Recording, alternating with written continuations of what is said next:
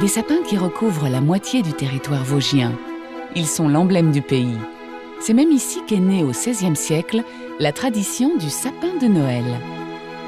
Ces sapins sont aussi à l'origine des fameux bonbons vosgiens connus dans le monde entier. Une gourmandise à laquelle Yannick souhaite nous faire goûter. Bonjour Fabienne. Salut. Comment vas-tu? Ben super. Et c'est son amie Fabienne qui va nous régaler. Inventé en 1927 par un pharmacien des Vosges, le bonbon à l'essence de sapin ou à l'eucalyptus est encore fabriqué ici, dans cette confiserie familiale. Voilà, ici on fabrique les plaques de bonbons. On va voir Damien qui fait les plaques. Il va verser sa pâte. Alors par contre, faut pas que tu mettes tes doigts parce que c'est très chaud. C'est à 145 degrés. Je touche pas. Elle n'est pas encore aromatisée. Là, elle a que le goût du sucre cuit. La pâte à bonbons, c'est tout simple. De l'eau, du sucre et du glucose. Il manque juste la touche vosgienne, l'essence de sapin. Je vais vous en mettre plein le nez. Donc là, c'est l'opération qui est un petit peu délicate, puisqu'on doit incorporer le parfum à l'intérieur de la pâte à bonbons. On en a toujours un petit peu qui reste à la surface. C'est ce que vous recevez dans le nez. Sucer un bonbon au sapin dégage les voies respiratoires et a même un effet antiseptique. J'avais un petit rhume ce matin, c'est nickel. C'est vraiment... Là, tu repartiras sans le rhume. Ah, merci. C'est une huile essentielle de bourgeon de sapin qui est mise dans la pâte à bonbons. Et c'est fait à Gérardmer. C'est ça qui va donner vraiment le bon goût au bonbon. Donc c'est vraiment un bonbon local. Ah oui. Hein? Alors celui-là, 100% vosgien. C'est pas vosgien. Okay. Vosgien, on peut pas faire plus vosgien. Bah Damien, il va me former. Hein? Moi, je vais venir passer quelques jours ici et puis... Y a pas de souci, on a du travail pour toi. La pâte à bonbons passe ensuite dans un laminoir.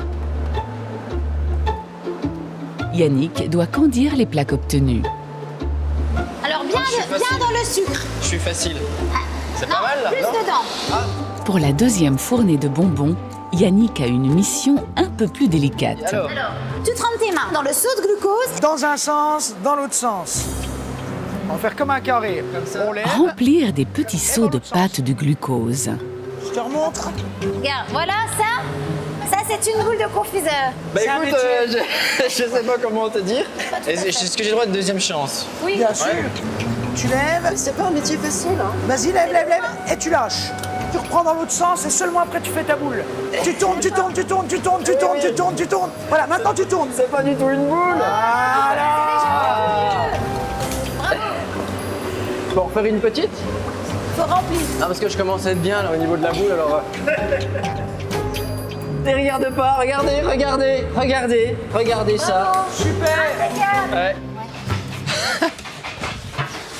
Bon, Oh, c'est la salle... salle d'emballage.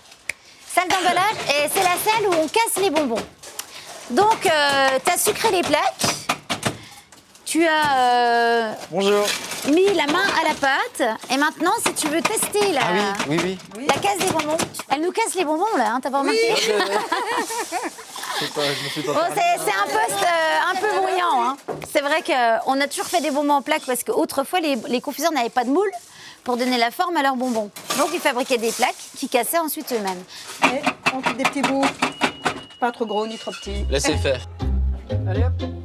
Une fois coupées, les plaques jaunes sucrées par Yannick donneront les fameux bonbons au sapin.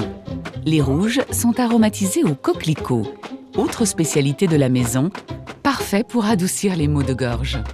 Les morceaux de bonbons trop petits sont mis de côté et conservés précieusement pour faire de la brisure de bonbons une invention du père de De l'eau chaude, Fabienne. évidemment. Fondu dans de l'eau bouillante, ça donne une délicieuse tisane parfumée. Super, merci. Je vais boire une avec toi. Je vais boire un bonbon. Ah, c'est parfumé, c'est doux. Petite tisane du soir. C'est innovant, c'est autre chose. Voilà, c'est innovant.